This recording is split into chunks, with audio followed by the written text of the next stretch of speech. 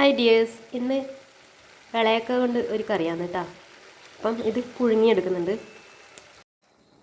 ഇപ്പോൾ ഇളയക്കെല്ലാം പുഴുങ്ങിയെടുത്തിട്ടുണ്ട്. ഇങ്ങനെ ക്ലീൻ ചെയ്തെടുക്കാം ഓരോന്ന്. ഇതിൻ്റെ ചളി ഇങ്ങനെ ഞെക്കിക്കളഞ്ഞാൽ അത് പോകും.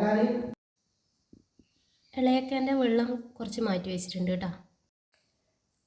ഇളയൊക്കെ നല്ലപോലെ ക്ലീൻ ചെയ്തിട്ട് ഒരു ചട്ടിയിലേക്ക് മാറ്റിയിട്ടുണ്ട്.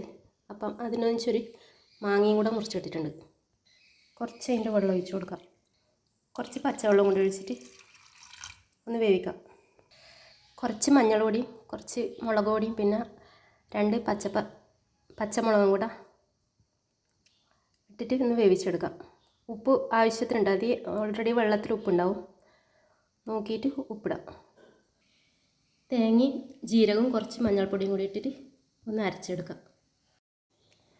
ഇളയൊക്കെ കുക്കായതുകൊണ്ട് അധികം വേവിക്കേണ്ട ആവശ്യമില്ല. ഇനി നമുക്ക് തേങ്ങേൻ്റെ അരപ്പ് ഒഴിച്ച് കൊടുക്കാം. കുറച്ച് വെള്ളം കൂടെ ഒഴിച്ച് കൊടുക്കാം. നല്ലപോലെ തിളപ്പിച്ചെടുക്കാം. കുറച്ച് കറിവേപ്പിലൂടെ ഇട്ട് കൊടുക്കുന്നുണ്ട്. ഇളയക്ക കറി റെഡി ആയിട്ടുണ്ട് കേട്ടോ. അപ്പോൾ എൻ്റെ വീഡിയോ ഇഷ്ടപ്പെട്ടാൽ ലൈക്ക് ചെയ്യുക, ഷെയർ ചെയ്യുക, സബ്സ്ക്രൈബ് ചെയ്യുക. Thank you.